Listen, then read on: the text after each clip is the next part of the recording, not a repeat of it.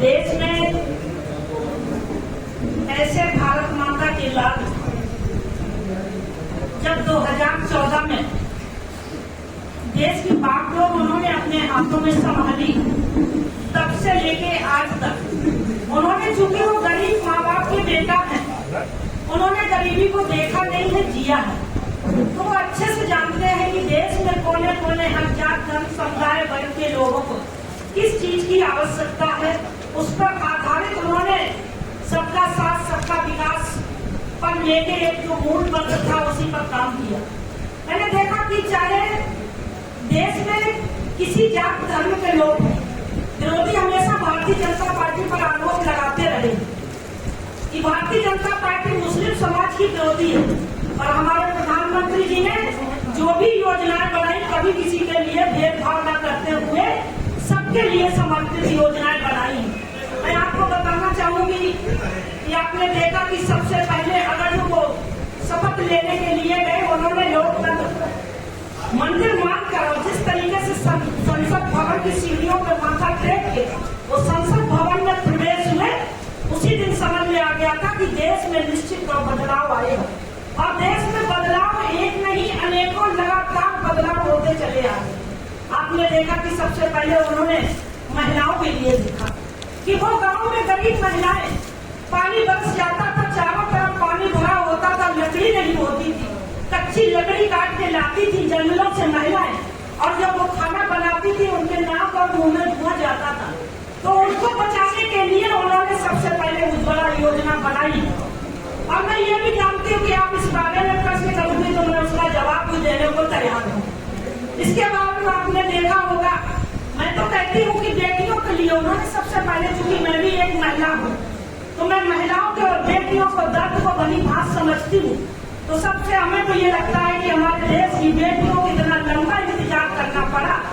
कोई ऐसा देश में प्रधानमंत्री आएगा जो बेटी बचाओ बेटी पढ़ाओ जैसी योजना लेके आएगा, और बेटी पढ़ाओ बेटी बचाओ वाली योजना अनेकों अनेक बेटियों को लाभ मिला, आगे बड़ी स्वावलंबी बनी।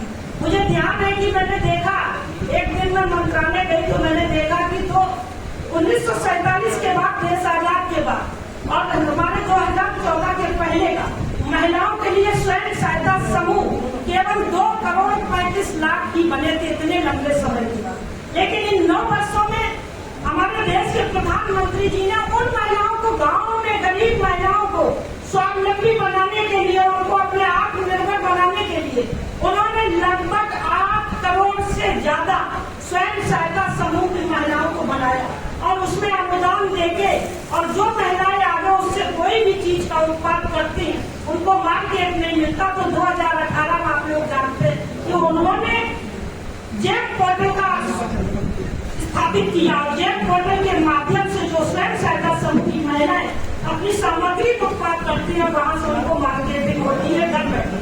इसी तरीके से आप युवाओं की बात अगर जो देखें तो युवाओं के लिए भी देखिए, उन्होंने देश में 7 नए IIT कॉलेज, 7 नए IIM कॉलेज और लगभग 383 विश्वविद्यालय बनाने की स्थापना की है।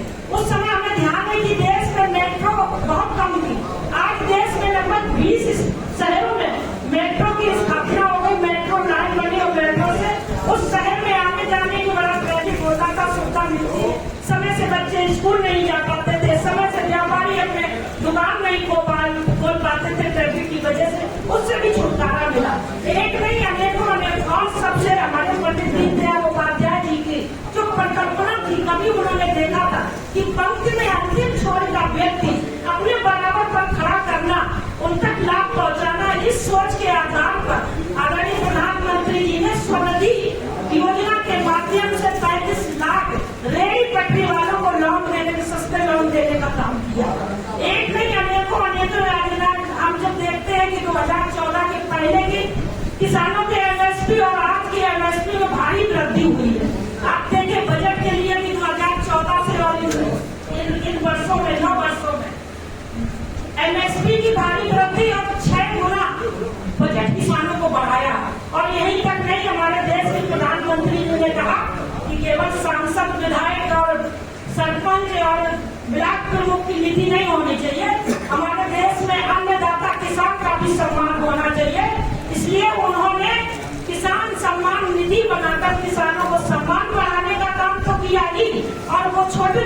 किसान जिनके जेब में पैसा नहीं होता था, फसल लगने का समय हो जाता था, तो वो साहूकारों से जाते थे, 10% में मजबूरी में वो पैसा लेते थे। और अगर जो कहीं बारिश हो जाए, ओले लग जाए, तो उनकी जमीन का जो पैदा नहीं होता था, कर्जा पड़ जाता, तो जमीन बेच के वो कर्जा चुकाते थे। हमारे प्रधानमंत्री जी ने जो ये सम्मान निधि देगा, उनका ये भी छुटकारा पाया है। आप समझिए, एक चीजों के नहीं, अनेकों अनेक योजनाओं का लाभ मिला है। मैं तो कहती हूँ कि शायद है, मैं तो हमेशा ये मानती कि ऐसा प्रधानमंत्री हमारे देश में ना हुआ है, ना आगे आने वाला है। इस तरीके से प्रधानमंत्री जी ने जो काम किए हैं, और आपके मैं बहुत ज्यादा मध्य प्रदेश सरकार की चीजों को नहीं जानती हूँ, जो मोटा मोटी सुनी है। मैं बताऊँ कि जैसे पहले उदाहरण दिया जाता था देश में, मैं अपने उत्तर प्रदेश की बात करती हूँ। उत्तर प्रदेश में हम लोग कहते थे, देखिए मध्य प्रदेश में लाडली लक्ष्मी योजना के माध्यम से बहुत बेटियों को आगे बढ़ाने के लिए काम किया। और अभी उस दिन उन्होंने आदरणीय शिवराज सिंह जी ने जिस तरीके से लाडली बहना एक योजना लागू किया, उसने लॉन्च किया है कि ऐसी महिलाएं जो कामकाजी महिलाएं नहीं है, उनके लिए 500 रुपया भी बहुत ज्यादा होता था महीना में, खर्चा करने के लिए नहीं, अपने जेब पॉकेट के लिए। अगर जो अपने मायके जाती हो या कोई अपने लिए सामान खरीदने के लिए पैसा नहीं होता, तो उनको 1000 रुपए देने का काम किया। और उन्होंने घोषणा भी की, आगे भी बढ़ाने का काम करेंगे। तो निश्चित तौर से हमारी केंद्र और प्रदेश सरकारों में, जहाँ जहाँ केंद्र और प्रदेश की सरकार भारतीय जनता पार्टी की दोषों में है, वहाँ हर जाति विशेष के लोगों को लाभ मिल रहा है। और यही नहीं कि मैंने जब देखा है कि देश में एक योजना बहुत सशक्त योजना, कन्या समृद्धि योजना, इस माध्यम से इस योजना के माध्यम से मैंने तो अकेले, चूंकि महिला मोर्चा प्रदेश के अध्यक्ष होने के नाते मैं बेटियों से भी मिलती हूँ, महिलाओं से भी मिलती हूँ। बहुत बेटियां कहती हैं कि हमें इसका ये लाभ मिला, हमारे माता पिता ने ये जमा किया था, हमें बड़ी हो गई तो कुछ शिक्षा में जा रही हो, तो इसका हमें लाभ मिल रहा है। इसी तरीके से आपने देखा होगा कि बेटियों के लिए पहली बार देश आजाद के बाद हमारे अनुपात में देश में बेटियां बहुत कम होती थी, बेटों का जन्म ज्यादा होता था, बेटियां बहुत कम होती थी। इस पर हमारे प्रधानमंत्री जी ने विशेष काम किया।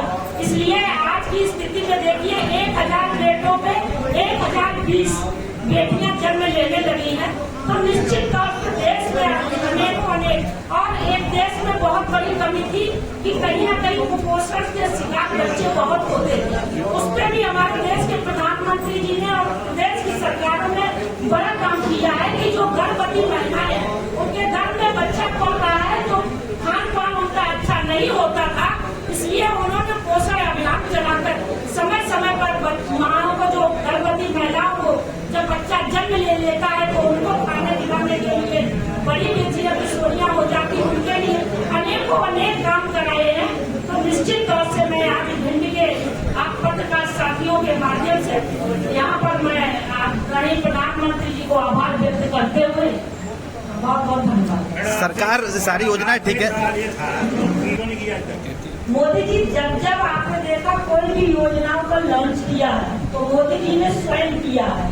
और मोदी जी जब बताते हैं, अपने कहीं भी कहीं विदेश में हो या कहीं भी, तो अलग अलग अपनी बातें बताते कि हमने ये किया। मोदी जी तो हमेशा करते हैं। आपने मोदी जी जो आपने मध्य प्रदेश के राज्यपाल आए, उनका खाना लगड़ी पे बना, इससे बड़ा शर्म की बात क्या होगी? क्या हुआ? बड़ा गाँव में राज्यपाल हो गया था, कोई सोच नहीं पा रहा था कि क्या करूं उस समय ऐसी परिस्थितियों में, कि क्या करूं क्या न करूं। उस समय सबसे ज्यादा महत्वपूर्ण था कि उस देश में उन लोगों के प्राण बचाने के लिए कोई भूखा ना सोए, इसके लिए सबसे पहले महत्वपूर्ण था उनको भोजन उपलब्ध कराना।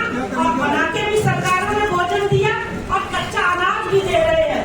ऐसा नहीं है कि नहीं, हम लोग भी जानते हैं, लेकिन समय आते आते जिस तरीके से उस समय कोरोना महामारी में देश इतना उसमें हुआ था, तो कहीं ना कहीं हम लोग आगे के लिए पूरी सरकार आपने कहा देश में चुनाव का कर ये कहा गया था किसानों का ऋण माफ कर देंगे।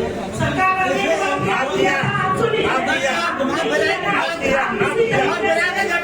इसी तरीके से आप देखिए